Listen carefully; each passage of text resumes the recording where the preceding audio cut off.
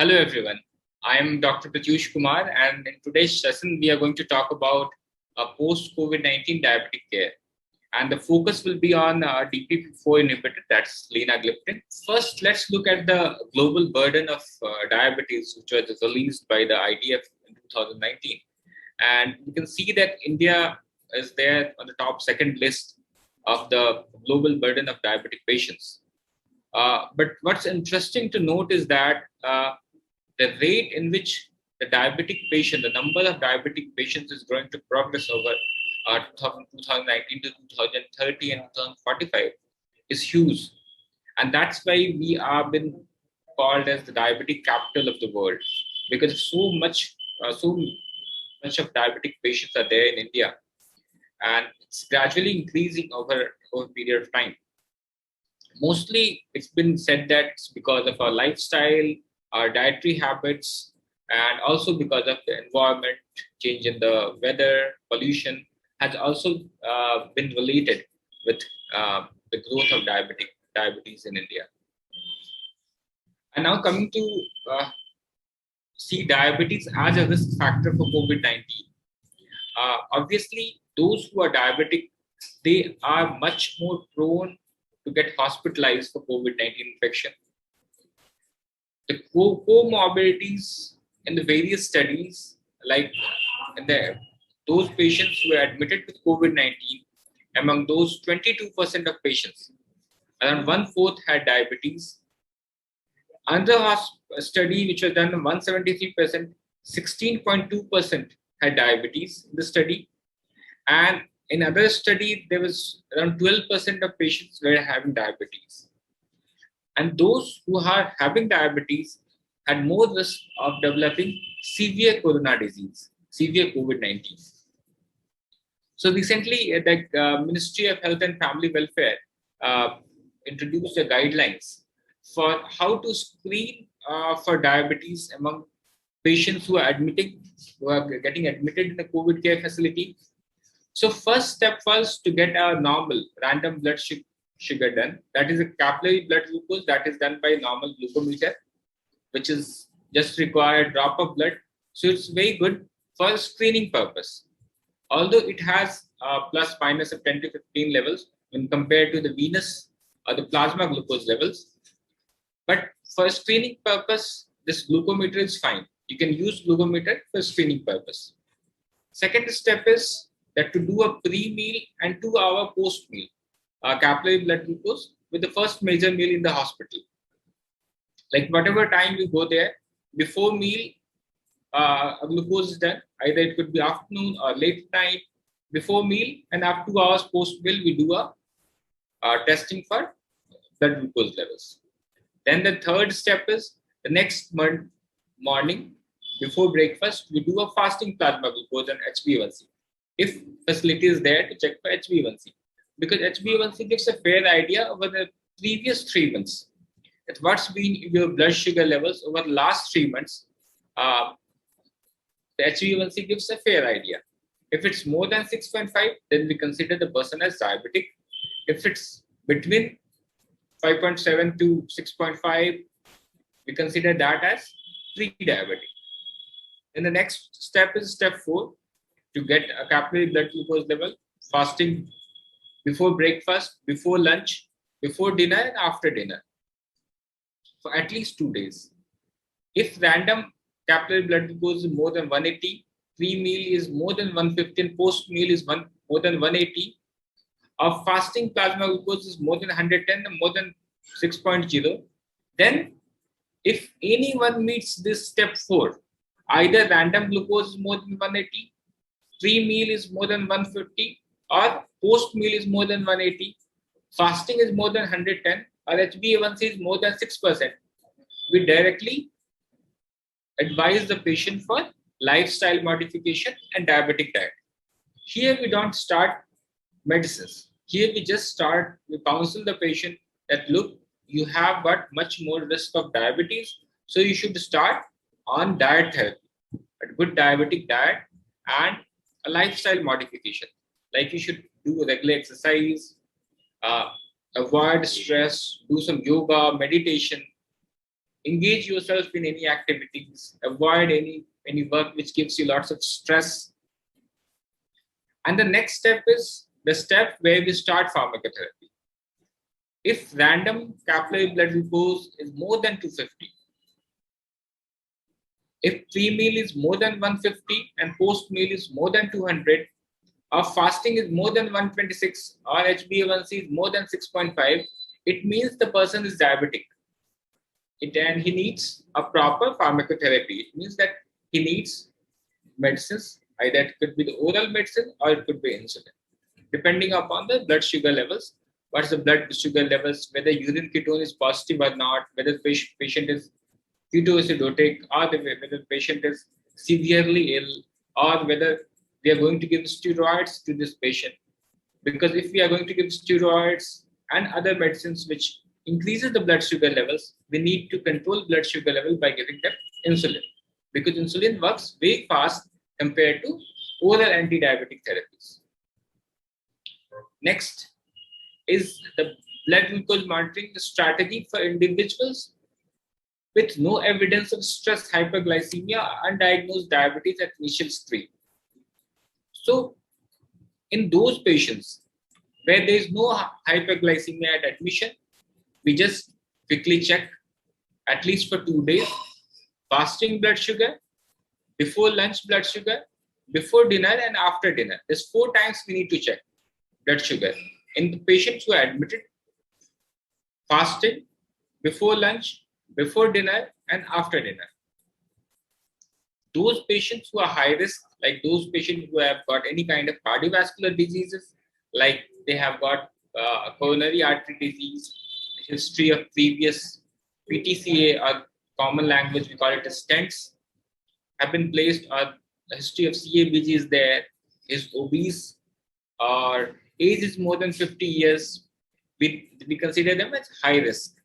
And for them, we need to monitor blood glucose twice a day for 3 to 4 days. That will give a fair idea whether the patient is going into, whether the patient needs a pharmacotherapy or diabetic diet, or is fine on his own.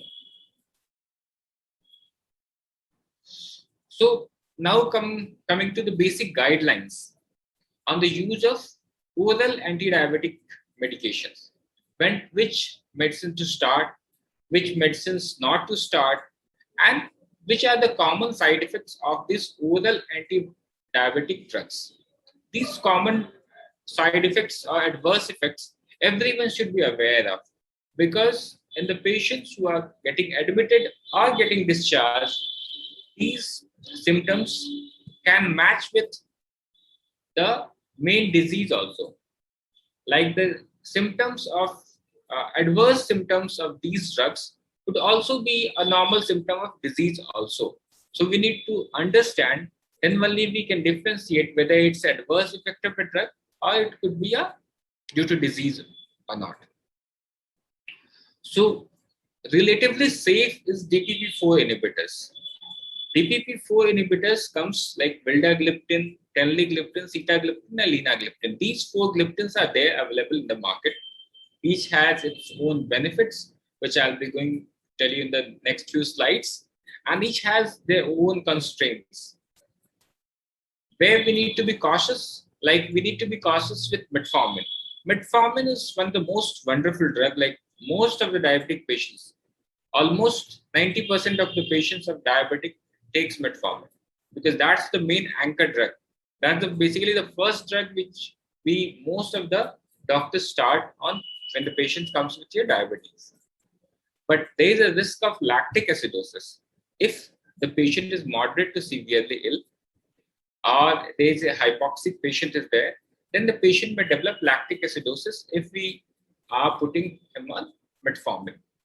But it's not that every patient who's on metformin will develop lactic acidosis. Lactic acidosis is not a very common side effect of a metformin, but yes, we need to keep in the mind that it also can develop if the patient is not being managed, if the patient is not very hemodynamically stable. Next group of drugs is sulfonylureas. Sulfonylureas like glimepiride, glipizide, gliclazide, these all group of drugs are called sulfonylureas. there is a risk of hypoglycemia if oral intake is poor or if there is a concomitant if you're giving insulin. Because these are called as insulin secretagogues, which means that when you will take any one tablet of sulfonylureas, body will produce insulin. There's there are two ways where the body works. One is through sensitization, that is done by metformin, and other one is the body tries to produce insulin, secretes insulin through this sulfonylureas. Sulfonylureas always carries the risk of hypoglycemia because directly encourages the pancreas or excites the pancreas to produce insulin. Next is the drug which we should avoid, mostly we should avoid, and that is SGLT2 inhibitors. Because SGLT2 inhibitors works by the mechanism that from kidneys, it promotes glucose excretion. By urine, glucose goes out. With glucose is an osmotic agent, so it carries some water also through your urine. So there is a theoretical risk of dehydration or euglycemic ketoacidosis. Next is pioglitazone. Pioglitazone is a wonderful drug which we commonly use, but it has certain side effects, and we need to be cautious when we're using it with those patients who have got edema. If there is any kind of edema, pedal edema, if the patient is hypertensive or has got cardiovascular diseases, heart failure, hepatic dysfunction, where there's edema or ascites or any kind of fluid accumulation, we should avoid the pioglitazone. There's also one new studies which have come up, which are showing that COVID-19 by itself trigger diabetes by selectively destroying the beta cells of pancreas. It's a bidirectional relationship. Like COVID-19 may aggravate diabetes, and diabetes may also boom because of COVID-19. So, on the one hand, diabetes associated with severe risk, increased risk of severe COVID-19.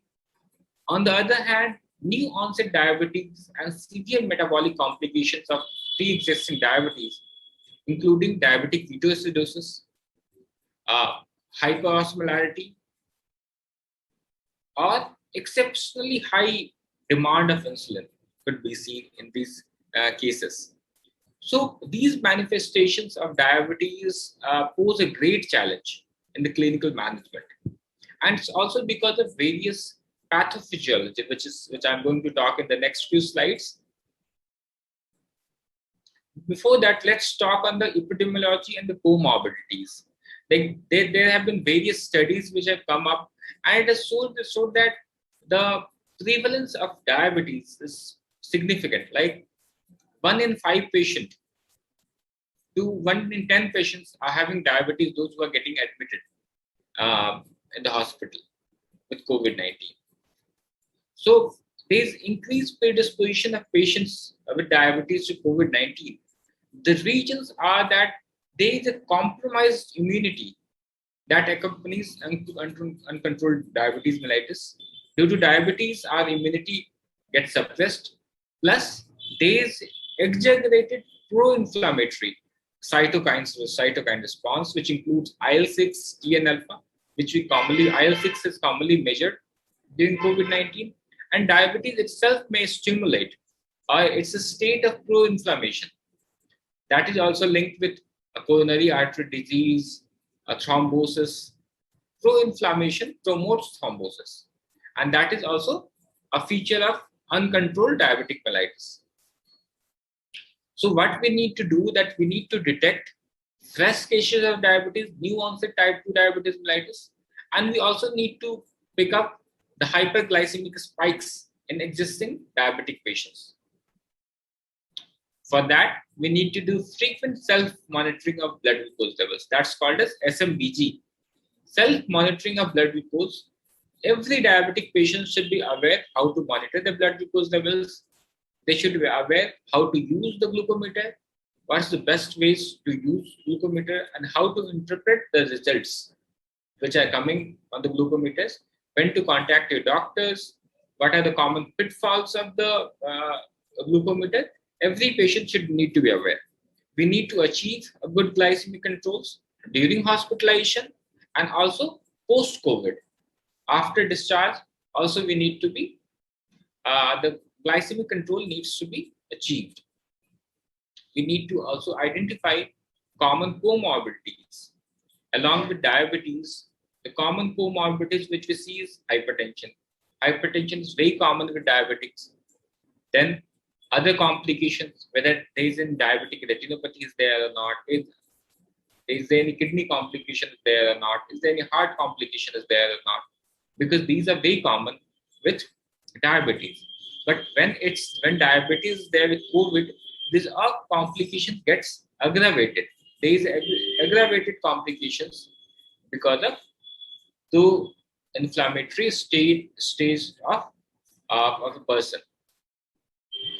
So now coming to the appropriate use of various anti-diabetic agents. Which anti-diabetic agents we need to use? The first and the best one is insulin. Insulin will always be the best option to control blood sugar. But its pitfalls is the patient compliance. Patients are not very keen to start on insulin because they feel that whole life they will have to take insulin, because one, it's an injection, everyone has to take it. So it's an invasive thing and no one likes to take injection daily, morning, afternoon, night, or even once. It's very difficult. So by compliance wise, it's very difficult to convince a patient to start on insulin. So we have got oral drugs, oral anti-diabetic drugs. They also mimic the actions of insulin.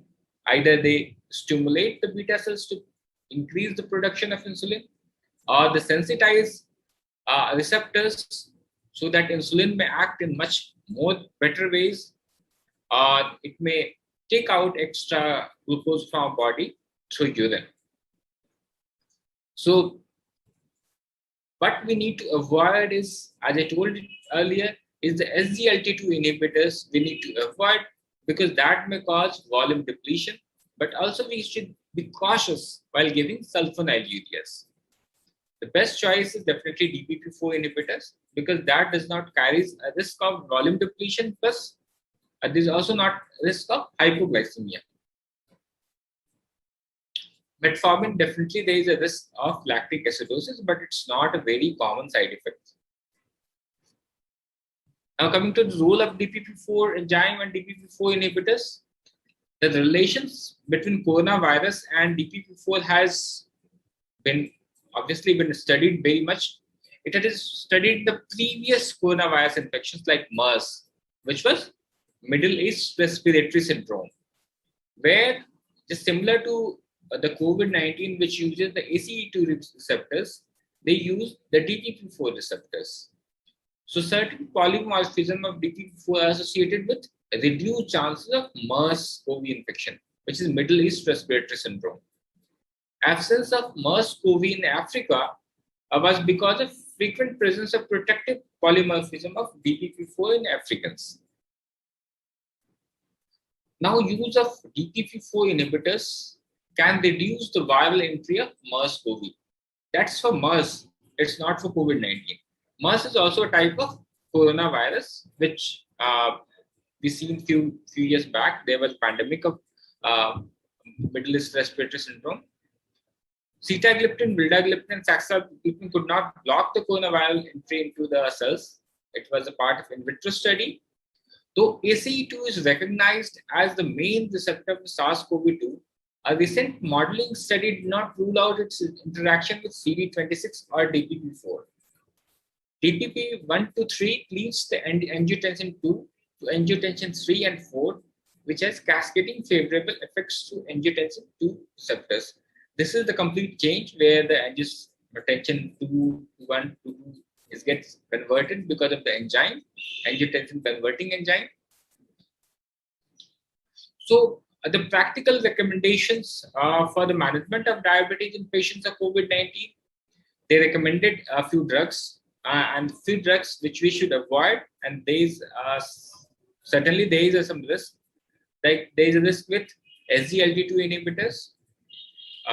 Metformin is definitely good, but it should be avoided in those patients who are quite older. They have got chronic kidney diseases. In those patients, obviously with recent guidelines available, which also says that we can give it in the kidney patients also.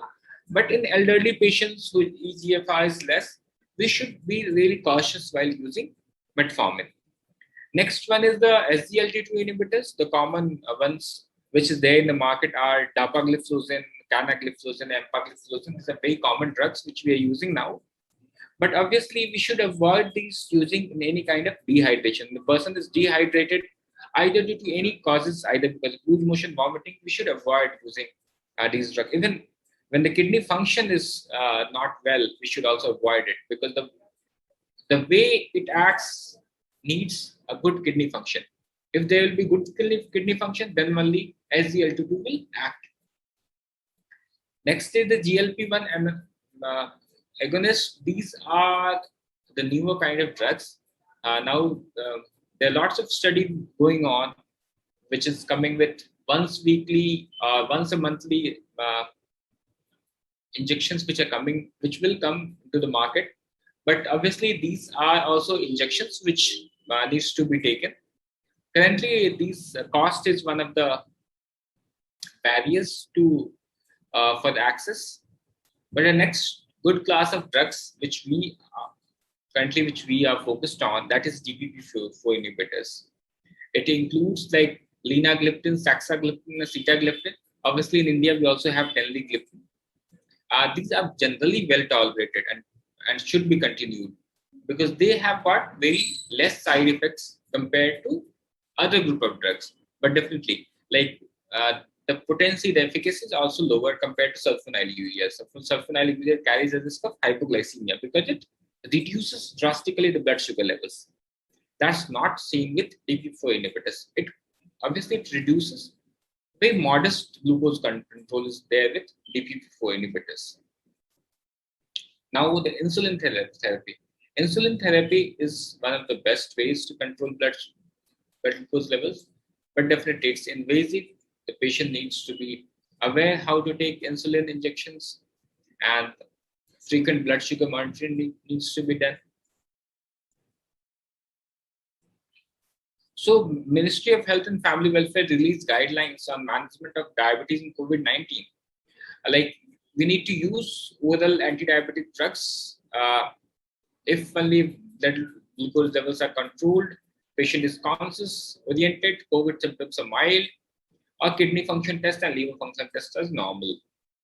To initiate OAD in patients with newly detected to have diabetes at admission, the blood glucose level should be more than 150 to 180, and the post meal should be between 200 to 250.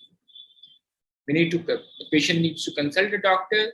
If there is a delay, then we need to initiate on tablet metformin at 500 mg. It's a sustained release twice daily, or we can give a gliptin. Linagliptin is being more favored because it's considered a more kidney safe. Its dose is 5 milligram once a day.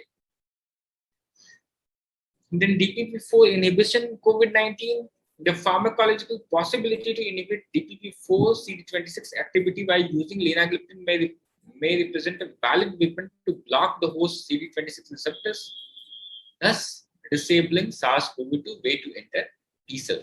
That's one of the hypotheses which we are talking about. This has been studied by some authors, and it's only the possibilities. It could be, but final data we need to evaluate in the final results. That's what comes out. DPP4 inhibition, that use of DPP4 inhibitors such as gliptins in patients with COVID-19 with or even without type 2 diabetes mellitus may offer a simple way to reduce virus entry and replication into the airways and to hamper the sustained cytokine storm and inflammation within the lung in patients diagnosed with COVID-19 infection. So this is the study which we are talking about, because virus, what they thought that DPP4 they have got lots of physiological and pathological processes. DPP4 distribution, the human respiratory tract, there's well distribution is there in the DPP4 in the respiratory tract, and it may facilitate entrance of virus into the airway tract itself, and could contribute to development of cytokine storm and immunopathology. So if we block those DPP4 inhibitors, if we block those receptors, there is a chance that we may prevent lung infection or severe COVID-19 diseases. Exposure to DPP4 inhibitors and COVID-19 among people with type 2 diabetes mellitus. Type 2 diabetes patients with COVID-19 who were on DPP4 inhibitors have similar disease outcomes as those who were not. In summary, DPP4 inhibitors does not have any untoward effects on hospitalization. DPP4 inhibitors in patients hospitalized with COVID-19 did not impact any outcomes. So you can safely take DPP4 inhibitors whether you're hospitalized or even you can take it post-discharge. This is something theoretical, like insulin resistance promotes inflammation, like it promotes, that's why in diabetes, patient may have much more higher C-reactive protein, IL-6, TNF-alpha, coagulant markers such as fibrinogen, which is also seen with COVID-19. So that's why when two pro-inflammatory diseases occurs together, there is hyperimmune response, a hyperinflammatory response.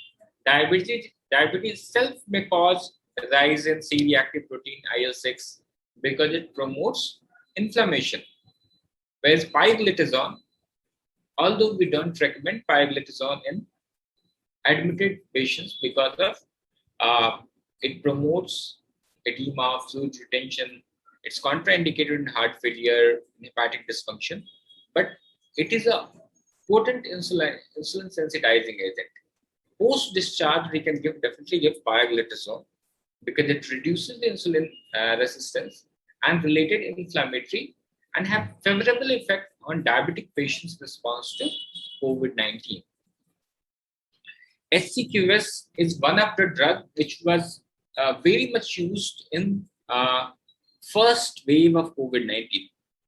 First wave of COVID-19, SCQS very much like most of the patients were given SCQS. Even we gave prophylaxis also to those patients who were in contact with the COVID-19 patients.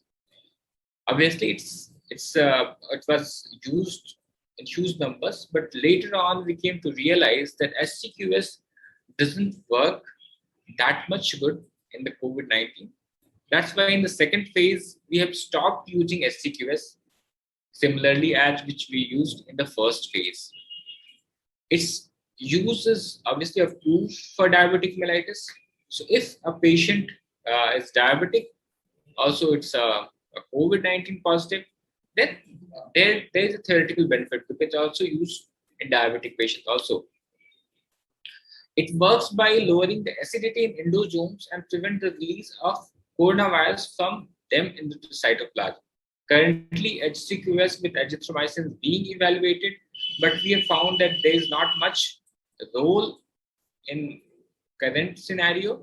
Statins and ACE inhibitors are two groups of drugs very commonly prescribed to diabetic patients, and it is necessary to critically evaluate the current evidence regarding the benefits and risk factors. Initially, when COVID-19 came, there was theoretical risk with giving ACE and ARBs because ACE2 receptors is the one which virus uses for entry into the cells, and it was thought that because the patient, those who are taking ACE inhibitors or ARBs, they have got much more ACE2 receptors, and that may promote infection.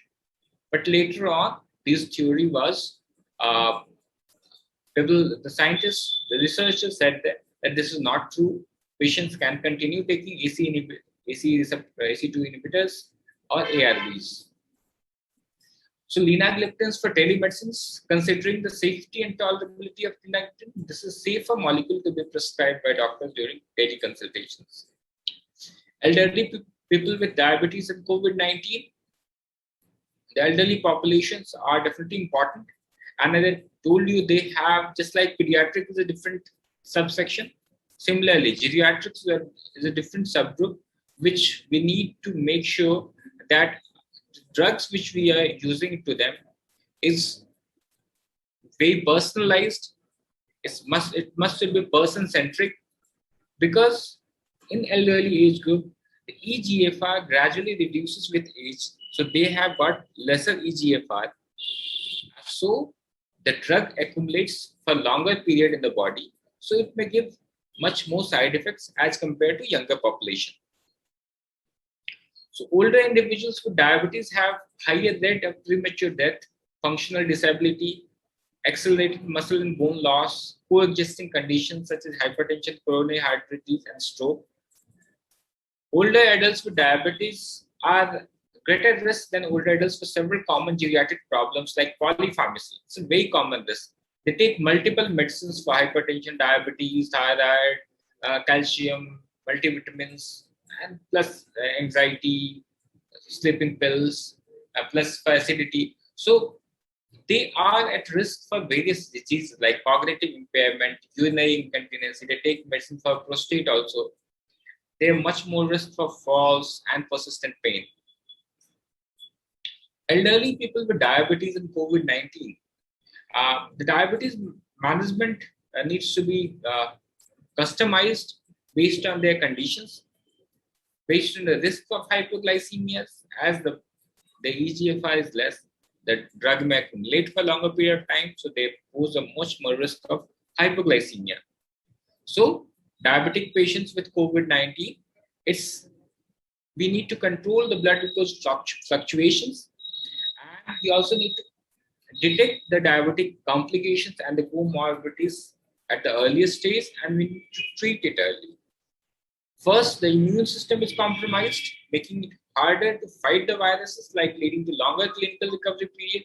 Second, the virus may also thrive better in environment of elevated blood glucose. So older people with diabetes and COVID-19 have higher risk.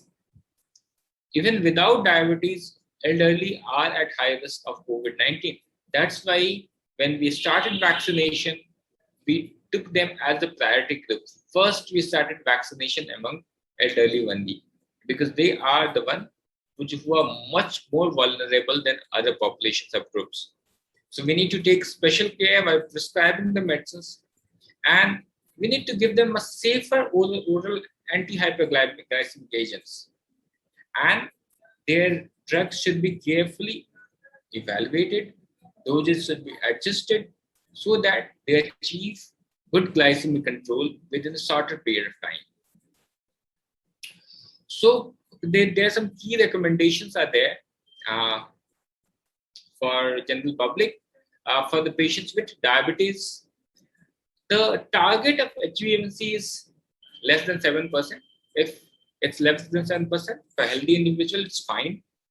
Those who have some comorbidities, then HbA1c of less than 8% is also fine.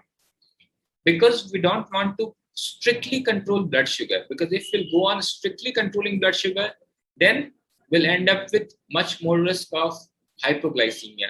There will be much more fluctuations, and these fluctuations, sudden fluctuations in blood glucose, are much more detrimental to health in vulnerable populations, those with comorbidities, those with other risk factors. So we also need to screen for diabetic complications. The common complications of diabetes are retinopathy, nephropathy, neuropathy. These three complications, every time when patients comes, we must evaluate. The common ways to do is to do a basic fundoscopy for diabetes, for eye checkup. For heart, you can just do a basic ECG. For a leg, a basic clinical examination of leg will give a fair idea. Then for kidneys, we should do a urine microalbumin. That gives us a report.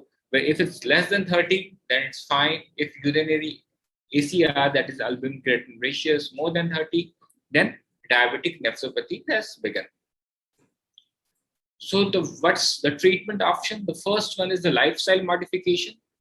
We need to provide them with optimal nutrition, and good amount of protein intake should be there. They should be advised for regular exercise for at least 30 minutes per day. Resistant training should be encouraged, tailored to individual ability to perform safely.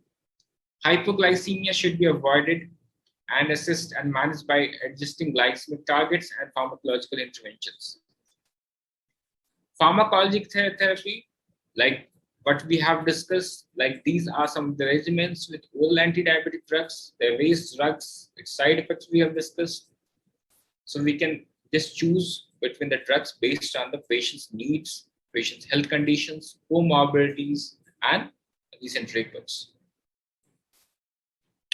There are some studies on Linagliptin, which I'll show you. Linagliptin for patients aged 70 years older with type 2 diabetes mellitus with inadequately controlled with common anti-diabetic treatment. These studies have shown that Linagliptin may be safe and effective as add-on treatment for elderly patients who are not well controlled on current regimen of type 2 diabetes. The researchers concluded that Linagliptin is safe add-on therapy for elderly patients. They also recommended close monitoring of these patients because many elderly patients have comorbidities because of small sample size. It offers powerful efficacy regardless of patient's age, 5 mg once daily. Obviously, this is the HbA1c reduction. In less than 50 years, we see a 0.59% reduction. 51 to 65, there was 0.68% reduction. In 65 to 75, we saw a 0.6% reduction. Amongst more than 75 years, we saw 0.77% reduction with the mean baseline of HbA1c of 8%, 8.1%. So it's a preferred molecule in post-COVID type 2 diabetes patients, elderly patients, basically. And if we compare head-to-head with linagliptin, vildagliptin, like one dose fits all, like whether it would be hepatic impairment or renal impairment, we can give linagliptin. There is no dose adjustment which is required in linagliptin. Even in hepatic impairment, there is no dose required, no dose adjustment is needed. No dose adjustment on drug-to-drug interaction. It is very less interactions. There is no skin toxicity. There is no liver toxicity. So these are some of the benefits with linagliptin. With efficacy-wise, it has got a durable efficacy in longer term, up to 5 years. It's quite safe and tolerable by the patients. Obviously, but there's no dose adjustment in renal or hepatic impairment because it's primarily secreted by bile and gut. If you're passing normal stools, then there's no need of dose adjustment. It's very convenient because once daily, whether you can take it with food, without food, before meal, after meal, anytime you can take. So it's easier, much more compliant. So summary that during these times of lockdown, all diabetic physicians have to put diabetes care much more innovatively and increasing use of telemedicine. Telemedicine, which we have used to quite far extent. And they found out that we need to prescribe medicines for achieving good glycemic control, but we also need to be careful because there is a risk of hypoglycemia because stress causes hyperglycemia. Once stress comes down, your food habits changes, then your blood glucose may fluctuate.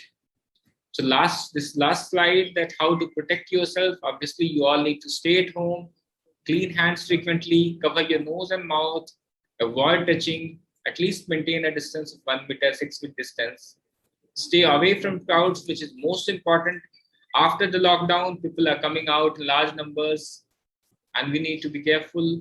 We need to double mask if you're going outside or use a surgical mask. And you need to regularly sanitize your hands. That's all from me. Thank you.